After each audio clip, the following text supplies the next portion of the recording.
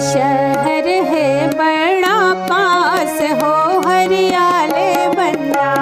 रीवा शहर है बड़ा पास हो हरियाले बनना।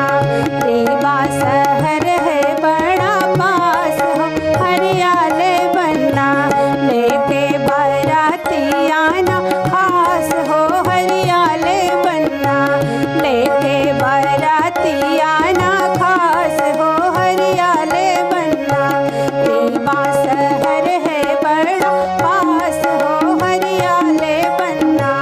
रीवा शहर है बड़ा पास हो हरियाले बनना।